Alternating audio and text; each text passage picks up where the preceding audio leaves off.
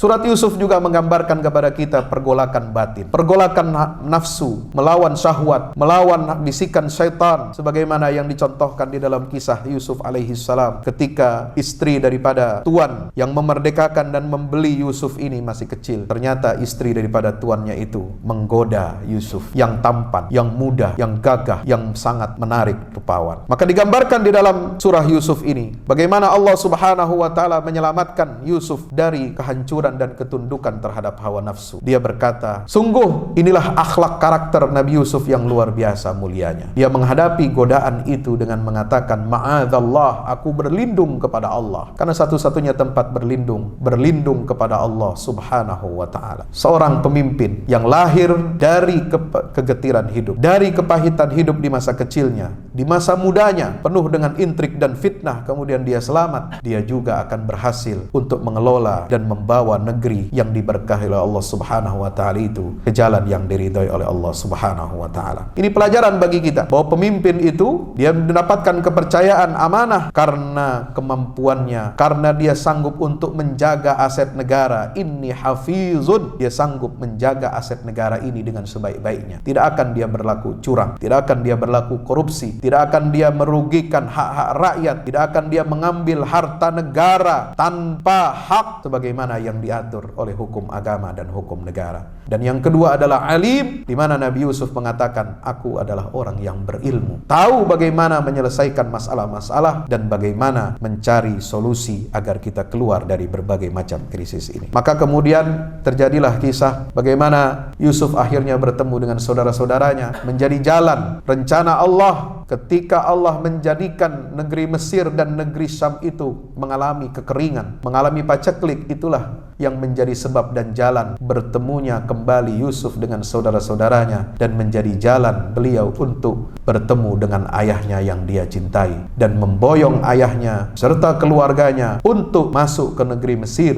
dalam keadaan mulia dan terhormat. Itulah cara Allah Subhanahu wa ta'ala. Bagaimana hikmah ini begitu luar biasa. Dan Allah memberikan kunci kepada kita di ayat yang ke-90 surat Yusuf ini. Siapa orang yang bertakwa kepada Allah, lalu kemudian dia bersabar menghadapi berbagai macam ujian-ujian dan tantangan-tantangan ketika dia menjalani ketakwaan kepada Allah Ta'ala itu, maka itulah, pada saat itulah dia akan menjadi orang yang sukses. Sesungguhnya Allah tidak akan menyia-nyiakan pahala dan jerih payah orang-orang yang berbuat ihsan. Kisah Yusuf ini ditutup oleh Allah Subhanahu wa ta'ala. Yusuf berkata, wahai ayah, inilah ternyata takwil akhir daripada mimpi yang aku lihat ketika aku masih kecil. Jadi kisah Nabi Yusuf ini diawali dengan mimpi dia ketika masih kecil. Dia melihat ada 11 bintang, ada bulan dan matahari yang sujud kepada Yusuf alaihi salam. Bagaimana takwil mimpinya? Tidak ada yang tahu. Termasuk Yusuf pun tidak tahu. Baru kemudian setelah puluhan tahun melewati masa-masa pahit dan getir itu, ketika kemudian Allah memberikan kemenangan dan keberuntungan kepada Yusuf alaihi salam, dia baru mengatakan, inilah takwil mimpi saya dulu masih kecil. Di mana Allah Subhanahu wa ta'ala qad ja'alaha rabbi haqqa. Allah telah jadikan mimpiku itu menjadi sebuah kenyataan, di mana seluruh rakyat Mesir menghormatinya, raja Mesir menghormatinya, saudara-saudara dan orang tuanya menghormati Yusuf alaihi salam sebagaimana yang ada dalam mimpi itu. Mereka semua bersujud kepada Yusuf. Dan Allah telah berbuat baik kepadaku.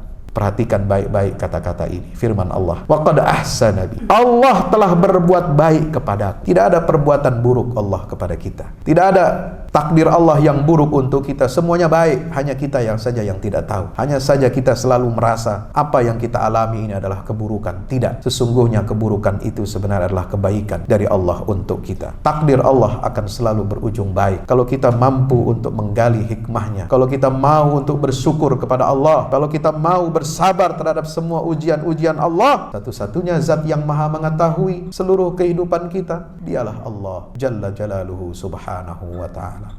Mari